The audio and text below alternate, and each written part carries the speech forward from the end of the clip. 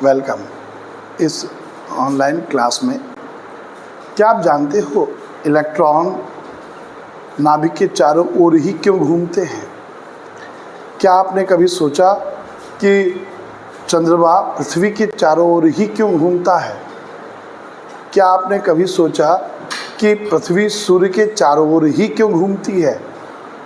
कोई तो कारण होगा कि ये इनके चारों ओर ही घूमते हैं। अनंत काल से घूम रहे हैं, अनंत काल तक घूमते रहेंगे जब तक इनका अस्तित्व है। तो ये क्यों घूमते हैं इसी के चारों ओर? आज हम लोग इसी टॉपिक पे पढ़ने वाले हैं और इससे संबंधित कुछ न्यूमेरिकल पढ़ने वाले हैं। आपने अवश्य ही अभिकेंद्र बल के बारे में पढ़ा होगा, सेंट्रीपिटल फोर्स। जब कोई पिंड किसी निश्चित बिंदु के चारों ओर वृत्ताकार मार्ग में घूमता है तो उस पर एक बल लगता है जिसकी दिशा वृत्त के केंद्र की ओर होती है। इस बल को अभिकेंद्र बल कहते हैं। आप इसको आसान भाषा में समझ सकते हो कि जो बल किसी पिंड को अपने चारों ओर घुमाने के लिए मजबूर कर दे उस बल को अभिकेंद्र बल कहेंगे। कायदे से बताऊं तो अभिकेंद्र बल जैसी कोई चीज होती ही नहीं है। ये तो अभिकेंद्र बल ठीक एक प्रिंसिपल के पोस्ट जैसी चीज है। जैसे प्रिंसिपल की पोस्ट पर कभी वर्मा जी बैठे हैं, कभी शर्मा जी बैठे हैं, कभी पांडे जी बैठे हैं, कभी मिश्रा जी बैठे हैं, तो वो प्रिंसिपल कहलाते हैं। ऐसे ही कोई बल जब किसी को चारों घुमाने के लिए मजबूर कर दे, चाहे वो गुरुत्वाकर्षण बल हो, चाहे वो वैद्युत आकर्षण बल हो, और चाहे वो डोरी का तनाव हो, ये सभी कुछ अभिकेंद्र बल कहलाएंगे। जैसे जब मोड़ पर बाइक घूमती है, मूव करती है, तो उस पर भी एक अभिकेंद्र बल लगता है। अगर अभिकेंद्र बल नहीं होगा तो वो मोड़ पर मुड़ ही नहीं पाएगी। अब वहाँ पे अभिकेंद्र बल कहाँ से लगा, कहाँ से मिला? सड़क और गाड़ी के टायर के बीच जो घर्षण बल लगेगा वो अभिकेंद्र बल प्रदान करेगा। तो इलेक्ट्रॉन अगर चारों ओर घूम रहा है तो वैद्युत आकर्षण बल के कारण, वैद्युत बल के कारण, चंद्रमा या पृथ्वी चारों ओर घूम रहे हैं तो वो भी गुरुत्वाकर्षण बल के कारण। अगर किसी पत्थर को एक धागे से बांध दिया जाए और इस तरीके से तेजी से घुमाया जाए तो वो चारों ओर घूमता है डोरी के तनाव के कारण। तो ये सब कुछ अभिकेंद्र बल की वजह से ही है। तो याद रखिएगा, कभी ऐसा हो कि आप गुलाबी साइकिल के चारों ओर घूमे तो समझ जाइएगा कि आप पर एक अभिकेंद्र बल लग रहा है। अब वो कैसे लग रहा है, कहाँ से लग रहा है, ये आप बताइएगा। तो अभिकेंद्र बल की परिभाषा फिर सुनिए।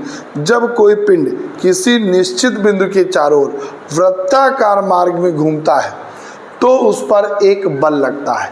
इस बल की दिशा वृत्त के केंद्र की ओर होती है। इस बल को बोलते हैं अभिकेंद्र बल। तो अब देखिए इसका फार्मूला आपको बताते हैं अभिकेंद्र बल का। पहला फार्मूला रेखीय वेग के पदों में mv²/r, और दूसरा फार्मूला कोणीय वेग के पदों में mr⍵²।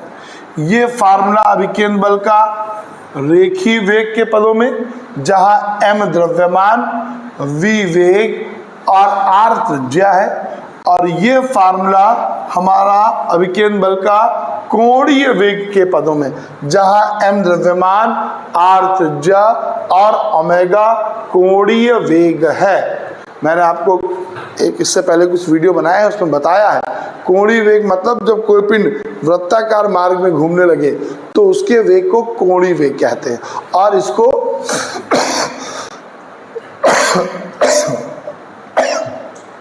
ओमेगा से प्रदर्शित करते हैं। चूंकि ये बल है, बल का मात्रा क्या होता है? न्यूटन। अब हम लोग कुछ अभिकेंद्र बल के सवाल न्यूमेरिकल पढ़ते हैं जो बेस है नीट IIT के लिए और 11th में पूछे ही आता है क्वेश्चन।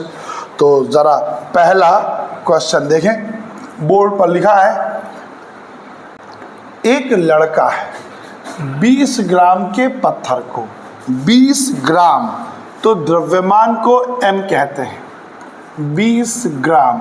अब आपको एक बात और मालूम है कि ये MKS पद्धति में होना चाहिए, तो 20 ग्राम को किलोग्राम में कन्वर्ट कर लो, 10⁻³ किलोग्राम। 2 मीटर लंबी डोरी है, वैसे तो डोरी की लंबाई L होती है, L माना जाता, मगर जब वो वृत्ताकार मार्ग में घूमेगी तो वो त्रिज्या बन जाएगी और उसको R से रिप्रेजेंट करते हैं। R बराबर 2 मीटर। 1 सेकेंड में 4 चक्कर घूमता है, तो याद रखिएगा n जो होता है वो चक्करों की संख्या है और n जो होता है चक्करों की संख्या, वो भी 1 सेकेंड में। 1 सेकेंड में कितने चक्कर हैं उसको n लेते हैं। अब हमें क्या निकालना है, रस्सी के दूसरे सिरे को मानते हुए डोरी का खिंचाव ज्ञात करो। खिंचाव मतलब डोरी का तनाव और तनाव मतलब अभिकेंद्र बल। अभी आपको बताया था कि डोरी अगर चारों घूम रही तो उस पर एक अभिकेंद्र बल लगेगा, वो डोरी के तनाव के कारण लगेगा। तो F बराबर mR²। अब यही क्यों लगाया, क्योंकि मेरे को V नहीं मालूम है और जब तक V नहीं मालूम होगा कैसे लगेगा। अब कहेंगे आप सर हमको ओमेगा भी नहीं मालूम है, तो ओमेगा का एक जुगाड़ है। क्या है? जुगाड़। जुगाड़, वो जुगाड़ है ओमेगा बराबर 2πN। मैं यहाँ पाई की वैल्यू पुट अप नहीं कर रहा हूँ, n बराबर 4, कितना हो गया 8π। अब ये वैल्यू रख दी जाए, f बराबर m की वैल्यू 20 × 10⁻³ r की वैल्यू 2 और ओमेगा स्क्वायर 8π का होल स्क्वायर, सबकी वैल्यू पुट अप कर दी गई। अब सॉल्व करें भाई, 20 10⁻³ 2, इसका स्क्वायर करो 64π²। 64π²। अब इन सब की मल्टीप्लाई कर दो, अब इन सब की मल्टीप्लाई कर दो। यहाँ से इस 0 से ये 10⁻1 कम हो जाएगा, तो ये 10 बचेगा -2 इंटू 64 दूनी 128 π²। आप चाहो तो यहाँ पाई की वैल्यू रख लेना। अब इनकी मल्टीप्लाई कर दो और बल का मात्रक न्यूटन, मल्टीप्लाई कर ही लेंगे आप। ये हमें डोरी का तनाव प्राप्त हुआ। पूछा गया था कि दूसरे सिरे को स्थिर मानते हुए डोरी में कितना खिंचाव या तनाव उत्पन्न होगा, तो अब ये सिंप्लीफाई करने पर आया। चलो एक और देखते हैं अभिकेंद्र बल का क्वेश्चन। क्वेश्चन है, रस्सी में अधिकतम इतने किलोग्राम भार का तनाव सहन कर सकती है। तो तनाव मतलब बल F और 3.16 किलोग्राम भार। जब कभी इस तरीके से यूनिट दे रखी हो किलोग्राम भार, इसको हम चेंज कर लेंगे न्यूटन में। और कैसे चेंज करेंगे? G से मल्टीप्लाई करके। तो G की यहाँ वैल्यू हम 10 मान लेते हैं, G की वैल्यू यहाँ पे 10 मान लेते हैं, इतने न्यूटन हमें आंसर मिला। ठीक, अब ध्यान रखिएगा किलोग्राम भार को न्यूटन में बदलने के लिए G से मल्टीप्लाई करना पड़ता है। तो G की वैल्यू 9.8, यहाँ हमने 10 मान लिया, या चलिए 9.8 ही लेते हैं क्योंकि आगे सिंप्लीफाई करने में आसान आएगा। मुझे ये दिखा रहा है कि G की वैल्यू इतनी लीजिए अभी। ठीक, अब M बराबर 49 ग्राम, 49 ग्राम, इसीलिए मैंने यहाँ पे G की वैल्यू 9.8 ली है, इसीलिए यहाँ पर 9.8 ली है। M बराबर 49 ग्राम, इस ग्राम को किलोग्राम में बदल दीजिए। किलोग्राम बदलने का तरीका है 10⁻³ 10 की घात -3 अधिक से अधिक कितने चक्कर लगा सकता है? n question mark, n question mark. फिर याद रखिएगा हमने यहाँ पे 49 के कारण यहाँ पे g की वैल्यू 9.8 ली है। वैसे आप 10 मान के भी सॉल्व कर सकते हो। अब n की वैल्यू कैसे निकले? और 1 मीटर लंबा टुकड़ा है और ये क्या होगा? r बराबर 1। तो देखिए सबसे पहले ओमेगा बराबर 2 पाई n, फार्मूला f बराबर m r ओमेगा स्क्वायर। अब यहाँ पर ओमेगा की वैल्यू रख देते हैं, ओमेगा की वैल्यू रख देते हैं, ओमेगा बराबर 2 पाई n का स्क्वायर। तो f बराबर क्या आया? m r 4 pi square n square. हमें सिंप्लीफाई क्या करना है? n की वैल्यू निकालनी है। तो n स्क्वायर बराबर ये सब कुछ f के अपॉन में चला जाएगा, बटे में चला जाएगा। तो आएगा f upon m r 4 pi square. ठीक, अब इन सब की वैल्यू पुटअप करिएगा। जब पुटअप करेंगे तो आंसर आएगा n स्क्वायर बराबर 16। रूट निकालोगे कितना आएगा? 4 चक्कर पर सेकेंड। अब आप यहाँ से सभी वैल्यू रखिएगा, सिंप्लीफाई करेंगे तो n स्क्वायर बराबर 16, n बराबर 4। पूछा गया था कितने चक्कर पर सेकेंड लगाएगा, तो ये 4 चक्कर पर सेकेंड लगाएगा। एक और अभिकेंद्र बल का बढ़िया सा सवाल देखते हैं। देखिए एक साइकिल सवार इसका साइकिल सहित द्रव्यमान दे रखा है 100 किलोग्राम। तो ये क्या होगा? m बराबर 100 किलोग्राम, 100 मीटर त्रिज्या, r बराबर 100 मीटर त्रिज्या, 10 मीटर पर सेकेंड की चाल मतलब v बराबर 10 मीटर पर सेकेंड। कहा गया साइकिल और टायरों के बीच घर्षण गुणांक म्यू बराबर 0.6। घर्षण गुणांक को म्यू कहते हैं, 0.6। पूछा गया क्या साइकिल सवार इस मोड़ को पार कर पाएगा या नहीं? अब तक सवालों में एफ डायरेक्ट निकालना था। अब यह पूछा गया एक साइकिल सवार है, 100 किलोग्राम का है, 100 मीटर त्रिज्या को पार करता है, 10 की स्पीड में पार करता है, बताओ पार करेगा या नहीं? तो अभी आपको वीडियो की शुरुआत में एक बात बताई गई थी, मोड़ पर पार करने के लिए उसको अभिकेंद्र बल चाहिए, और अभिकेंद्र बल कहाँ से मिलेगा? घर्षण बल से। अगर घर्षण बल का मान अभिकेंद्र बल के मान के बराबर है या घर्षण बल का मान ज़्यादा है तो ही वो पार करेगा। अगर घर्षण बल कम है तो वो पार नहीं कर पाएगा। तो अब हम दोनों चीज़ें निकालते हैं, पहले तो अभिकेंद्र बल निकालेंगे, फिर घर्षण बल निकालेंगे, फिर कंपेयर करेंगे।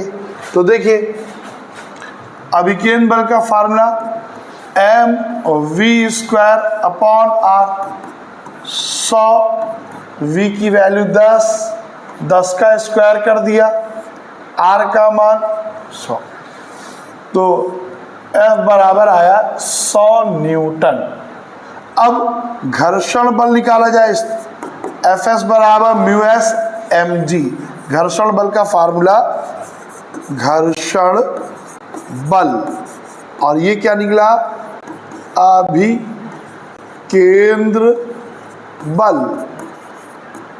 अब वैल्यू रखिए, म्यू एस का मान 0.6, m का मान 100, g का मान 10, मल्टीप्लाई कर दीजिए, आ जाएगा 600, आ जाएगा 600।